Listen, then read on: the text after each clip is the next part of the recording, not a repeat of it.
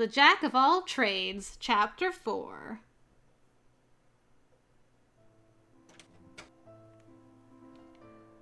Thank God that council meeting is over. I am relieved to be back in my quiet room after listening to the counselors, again, argue about taxes for hours. Finally, I can hear myself think.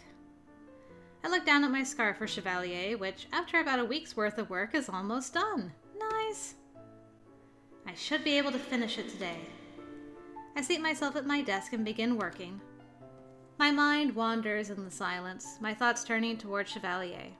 Though a week has passed since he started seeing patients, I can tell he is stressed. One night, when he again fell asleep on my desk, I heard him mumbling in his sleep. I could tell he was having an old nightmare. One in which he kills a witch with a serpent smile and loses one of his dearest friends. What do you mean it was a serpent smile? How scandalous. I know it's the same dream because he always whispers the same words. I'm sorry I couldn't save you, Lady Parfait. Yeah, man, that was an intense ending to his route. Poor boy. I became so lost in thought I pricked my finger. The pain brings me back to reality. I need to focus. I turn my attention back to the scarf, but the minute I resume sewing, a knock sounds on my door. Princess Lucette. You may come in. What? What? What? What? Wait. Wait. Hold yourself. First of all. I gotta look at my notes again. Okay, Varg was missing. But the curses were broken, so you would have come back. Ah. It all makes sense. It's our first time seeing Fritz. Apropos, your route's next, so great. You look older, somehow. And I love the duality of your outfit, by the by. Okay, I'm fine. I can recover from this. Hi. Fitzgerald Aidan Leverton slips into my room with a pleasant smile affixed to his face. Fritz. 2 years ago, I thought he disappeared forever, destroyed by a villainous witch. But it turns out he managed to escape the kingdom during that turbulent time. His memories are fragmented, but we've been able to piece together that Mithros cursed him. And that the man named Varg was actually Fritz's curse form. Wah! Father was wary and removed Fritz from his post as my personal guard, but I at least was able to save his job as a knight. Dang. Good morning, Princess. He bows curtsies. Good morning, Fritz. He eyes the fabric on my desk. I had no idea you made scarves, Princess. I don't usually. Wait. What did you just say? That I didn't know you made scarves. I laugh before I can help it. Fritz looks at me startled. He thinks it looks like a scarf. Perhaps I'm not so terrible as I thought. Oh my goodness, she's too pleased. Princess. It's nothing, Fritz. Thank you. Fritz smiles quizzically before awkwardly shuffling on his feet. I can tell by the nervous motion that he has something to say. Did you come to deliver a message? Actually, yes. I came by to let you know the Border Scout saw a Brugantian carriage approaching this morning. Prince Claude and Prince Lance were in it. They'll arrive at the palace this afternoon. All right, my boys are back in town. Oh, this new pose. His Majesty tells me their visit is, quite spontaneous. How very like Claude to show up unexpectedly and dramatically. And Lance, too. Ever since Angielle and Brugantia formed a more dedicated alliance, Claude and his brother have been visiting more often. And usually without prior notice. I've just received the news, so I'm on my way to help organize security. I appreciate you notifying me beforehand. Thank you, Fritz. Fritz ducks into a bow, then pauses. Oh, one more thing. I met Princess Emmeline in the hallway. She asked me to tell you to meet her in the dining hall. What for? Fritz shakes his head. I don't know. All I know is she and the Queen are waiting for you. Ophelia, too. Yeah. Ophelia as well? It's rare for her to call on me. I will go meet with them then. Thank you, Fritz. Fritz has just turned toward the door when it occurs to me to ask a question, one I have been meaning to ask for a long time. Fritz, have you been enjoying your job? It is not my fault Fritz was demoted, and yet I feel responsible that I could not save him from Mithros all those years ago.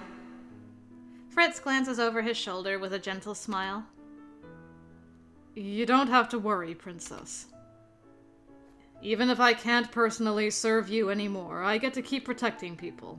And protecting is what I do best. Despite a smile, there is a melancholy in Fritz's eyes that makes my heart ache. I hope he does not blame himself for what happened years ago. Take care, Princess. Bye. It was nice seeing you. I sit in silence after he leaves, my mind foggy with memories of the past. I think about Chevalier and his nightmares, about the blood he must remember on his hands. I think about Fritz and the terrible witch who cursed him. And I think about Mother, whom I was meant to revive. We feed off negativity and chaos. Love serves us no power. You will see that in time. Mother, I wish we could have seen eye to eye. I wish I could have saved you from yourself before you were lost to me forever. I rise to my feet. I was going to finish the scarf, but I have no time if I am to attend my family. For now, I stuff it into a drawer for safekeeping. I wonder what Emmeline and Ophelia want. I wonder if they've heard anything about Chevalier, troublesome patience and all. I head for the dining hall. Servants are setting the table for tea when I enter. I am taken aback when I see a plate of familiar lily-shaped biscuits on the surface. Oh, Lucette! Good afternoon, Lucette. Emmeline told me there was a new dessert in town named for you. I had a servant pick up a batch on an errand run. Have you tried them? They're delicious. If Chev were here, he'd be wiggling his eyebrows at me.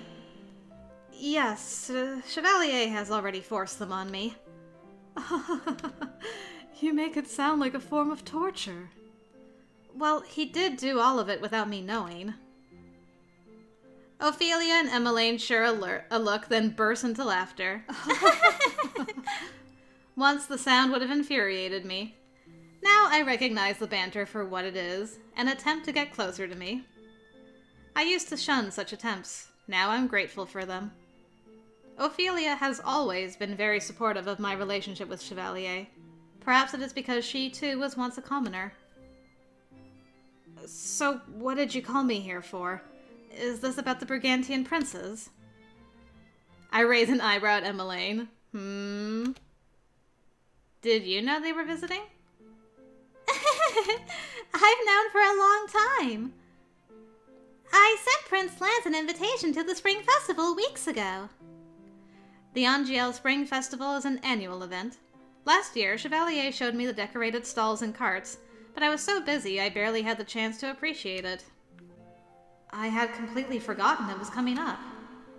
I smile at Emmeline. How bold of you to invite a prince to a festival. I just thought Lance might like to see some of our celebrations firsthand. He's always telling me about Brigantian festivities. So this whole visit was actually orchestrated by you. Does Rod know? I'm sure he realizes at this point. I don't think Rod could ever remain angry at you for long, Emmeline. I hope not. The worry on Emmeline's face is thankfully quick to fade. Anyway, you didn't come here to listen to me babble. Oh? Then why am I here? Ophelia gestures to a chair at the table. I seat myself beside Emmeline. I hear you've been quite busy with meetings lately. We rarely see you. You're always in meetings or training with magic. those are my responsibilities as the crown princess and... As the Tenebrarum Bearer, yes. But while those duties are important, you also have a duty to take care of yourself. You need to relax. Chevalier says the same thing. He took me to a cafe. Does that not count as a break? Oh, I thought you were forced into that. It was not the most unpleasant thing. I'm glad to hear it. And I hope you'll be glad to hear that Chevalier and I have come up with a way for you to do your duty as crown princess while also taking a break. I have a bad feeling about this. Emmeline claps her hands together. You and I are going to be in charge of the town festivities this year. What? Emmeline grasps my hands. Lucette, it's going to be great. I've already ordered some decorations from Viorica's, and a niece is going to help us brainstorm ideas. But... Oh, we should ask Sir Waltz if he'd perform a special magic show. But... Oh, you should perform, Lucette. Emmeline, dear, it looks like Lucette wants to say something. Yes! I don't know how to plan a festival, and my magic... Your magic is beautiful. I look up at the word, surprised. Chevalier said you'd be good at this, and he knows you best, doesn't he? Be that as it may, we don't want to force you into anything, Lucette. As always, Chevalier goes out of his way to lift my spirits when he is the one that needs to take a break. But maybe... I will do it, but only if Chevalier is given time off. Do you think he'll take it, even if it's offered? If I need to, I'll call us a date and force him to come with me. Both Ophelia and Emmeline stare at me. What? Nothing. It's just good to see you two looking out for each other. Emmeline smiles brightly. You're done with your meeting, right? In that case, would you like to accompany me to the Marchen? I'd like to talk to Sir Waltz about the magic show. What if the Brigantian princes arrive when you're out? Don't you want to be here to greet Lance? Oh, you're right. Emmeline looks so downtrodden I can't help but feel guilty for bringing it up. Perhaps it wouldn't hurt to take a break from all that sewing. I can still go to the tavern. I do not mind requesting his assistance on your behalf. Are you sure? It is no problem. You invited Lance. You should be here when he arrives. In that case, I'm going to start preparing for his arrival. Thank you, Lucette. I got you, sis. Emmeline walks away with a little bounce in her step, leaving Ophelia and I alone. Ah, to be young and in love. Foreseeing an uncomfortable turn in the conversation, I begin to excuse myself when Ophelia speaks. Lucette, may I ask you a question? Yes. Chevalier, how is he taking to the palace life? I know how difficult it is to incorporate yourself into a social sphere you weren't born into. Is there anything I can do to help? I mean, isn't this basically the same thing? Like, if you ask her about her past, I assume that would give you greater insight into how Chev may be feeling. If you ask for advice, she'll also have really good advice because she knows how he may be feeling. I don't know. She might be surprised if we ask about her past. Let's try this. I really honestly don't know. I feel like these are the same thing. He insists that things are going well, but I know he is stressed over his patients. They look down on him, and he refuses to stand up for himself. What did you do when you first came to the palace? Ophelia's lips curl into a wistful smile. I felt very small when I arrived. The nobles spread illicit rumors and mocked my etiquette. They told me I would never be good enough. I was one of those people. Ophelia seems to guess at my thoughts. She smiles and sets a hand on my shoulder. Your whole life had just been upturned when I came into your life. Your feelings toward me were understandable. In the beginning, your father stood up for me, but there was only so much he could do. In the end, if I wanted to be a part of this court, I had to learn its rules. So I learned how to be a queen. I took lessons and learned how to speak to the people who threw insults at my back. And then one day, the insults stopped hurting. You and Emmeline and Rod, you've had to endure so much. And so have you. But we have all come out stronger for it, haven't we? Yes, we have. I never thought I'd be having this conversation with Ophelia, yet here we are. Remember, Lucette, you can't fight Chevalier's battles for him, but you can be there to help him. Good words. Wise words. Chevalier knew what he was getting himself into when he moved here. Did he? Love gives us the courage to fight intimidating battles. You know that just as well as I, don't you? You knew this would be a difficult relationship, yet you still pursued it. I have never cared about others' opinions of me, but Chev... Have faith, Lucette. Chevalier is a doctor. He's no stranger to pressure. Ophelia is right. Chevalier has never doubted my ability to do anything. I need to trust him. Thank you for listening to me, Ophelia. Of course. You and Chevalier are always welcome to ask me for advice. Though I'd also love for us to talk about more pleasant things over tea someday. She gestures toward the biscuits. And perhaps we can share the Princess Lily platter. Ahem. I'm going to go to the Marchen now. I hurriedly curtsy and exit the dining hall to Ophelia's soft laughter. Thanks, stepmom. Best stepmom ever. At the insistence of the guards, I take a carriage into town. Though it is still awkward, I try my best to smile and wave at people as I pass through. I do not get the same reception as Emmeline and Rod, but I do not mind.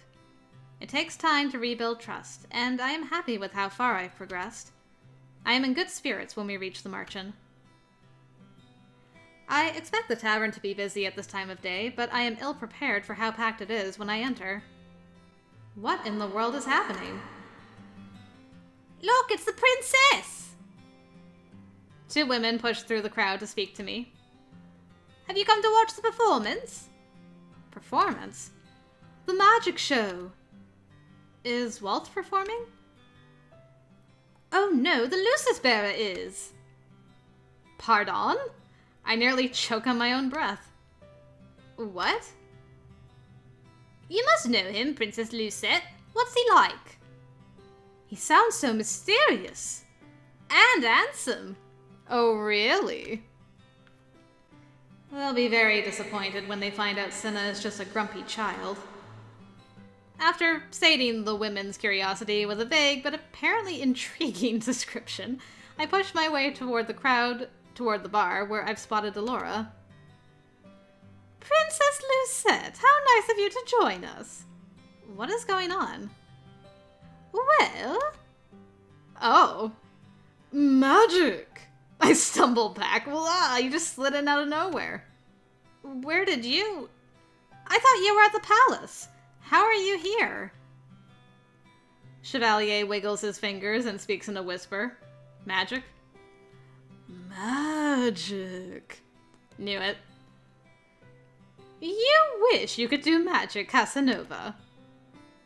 Oh, he just dropped by after doing a medicine supply run at a niece's. Lady Delora, must you dampen the intrigue with the truth? I figured that for once the princess would want a straight answer. Anyway, you got here just in time. For what? Magic! I turn at the sound of applause to see Walt standing in the center of the room. Good day, everyone. My name is Waltz, and I'm here to introduce you to another performer who's here to spread some happiness and magic. Everyone, Please welcome the Luce's bearer, Cinna. When Cinna slides out of the crowd, there are gasps and murmurs. Hello, citizens of Angielle. My name is Cinna. It's a pleasure to make your acquaintance. Cinna claps his hands. His fingers begin to glow, and then... Oh, you have red magic. Miniature magic-induced fireworks pop above his head, creating a halo of colors. And a pleasure to entertain you today. The audience applauds, but I am too shocked to join them. He's so... cheerful. Huh. Cinna's a grump at heart, but I think he's taken your advice and let himself open up to the Luces. Cinna weaves his fingers through the air, creating flowers that rain down from the ceiling. He's very talented. While the audience cheers, I reach up to brush the petals off my head. I stop when Chevalier gently sets his fingers on my wrist. You look beautiful, Lucette. There is a soft wonder in his eyes that brings a smile to my face. What, with petals on my head? You wear them like a crown. The compliment is so sincere it makes my heart flutter. I love Chevalier's dramatics, but more than that, I love when he speaks to me like this. Like we're the only people in the room. Oh? You have a crown of flowers on your head, too. Are you also royalty? Chevalier's smile wavers slightly. I lace my fingers through his. If it's what you want, Chev, I have no doubt you'll grow into that title. Title? Whatever title you'd like. Lord, nobleman. I bite my lip before I can say the word king. I spoke with Ophelia today. The story about how she became queen is inspiring. Chevalier's eyes are twinkling. I wish I could have been there to hear it. Well, we both have an open invitation to tea, so I'm sure she'd be happy to share the tale again. I would enjoy that very much. Chevalier squeezes my hand. Be honest with me, Chev. Is everything okay? I think I have an idea of how to make things better. An idea? Yes, Princess Lucette! I startle when Cinna calls my name. The crowd parts so that I can see him. I knew you'd be here. Care to show the audience what the Tenebrarum Bearer can do? Or are you afraid I'll upstage you? I bristle at the taunt. Everyone in the tavern is looking at me expectantly. Ho ho, that sounds like a challenge. I slide my fingers out of Chevalier's and turn to Cinna. I can outperform you any day. Talk is cheap. Show us what you can do. Nah, don't use ice. Use the flowers. Perhaps if I put my mind to it, I could do something grand. But I am distracted by the petals on Chevalier's head. Chevalier always talks about how regal I look. Perhaps a reversal is in order. I'll need an assistant for my trick. I turn to Chevalier, and before he can ask so much as a question, cast my spell. What are you doing? The petals in the room abruptly stop falling and fly toward Chevalier, brushing past his shoulders to form a cape. The petals on his head form into a slanted crown. I wish I could see this. It is, I think, appropriately dramatic. The audience begins to laugh. It is not mocking laughter, it is jubilant. Chevalier looks at me, and the smile he flashes is so bright it warms my entire body. Hooray! Well then, now that I have a cape and a crown, I feel it appropriate to give myself a dramatic name. I hereby dub myself the Flower King. He reaches up to straighten his crown, and in doing so, nearly knocks it off his head. The motion prompts a fresh round of laughter from the audience. The nobles might have yet to warm up to Chev, but the townsfolk adore him. Now then, as the Flower King, I believe I have the power to decide the winner of this contest, no? What? Cinna steps forward, eyes narrowed. Old man, you better... The winner is Princess Lucette, the most talented and beautiful witch in all the land. The audience claps, and I can't stop myself from laughing when Chevalier winks at me. Wait! I think it's clear who the victor is. The tavern door bursts open. A familiar man strides into the room, a mischievous smile on his lips. I knew it was gonna be you. Good timing. Oh, what's this? Claude's eyes land on Chevalier. He raises an eyebrow. Do I want to know what's happening here? You are now in the court of the Flower King. How rude of you to interrupt the proceedings of the day unannounced. No, I don't think I do. I thought the festival was still a week off. Have I missed some of the pre-celebrations? Hello, Lance. Another man steps out from behind Claude, his younger brother, Lance. Hello, people of Angielle. He smiles, a dazzling smile that makes him sparkle. We're, sorry to interrupt. The apology is swallowed by the audience's screams as they surge toward the door, yelling Lance's name. Good grief. He's too powerful. Claude slides disgruntledly out of the crowd surrounding his brother and makes his way over to us. It seems like you weren't the only one who was upstage, Cinna. I was not upstaged! The two speak at the same time. Cinna turns away, cheeks flushed, while Claude runs a hand through his hair and sighs. It is a curse to have such a magnanimous brother. Ah, but at least you have us as friends. Claude shrugs discontentedly at that. Not worth it. What are you doing here? My family is expecting you at the palace. I figured I may as well drop by and offer my greetings to the marching crowd. He glances at Cinna. Hello, kid. Call me that again and I'll bury you in flowers. Cinna grumbles something beneath his breath before stomping away. Prickly as always. He's just grumpy because you interrupted his magic show. Claude turns to Delora.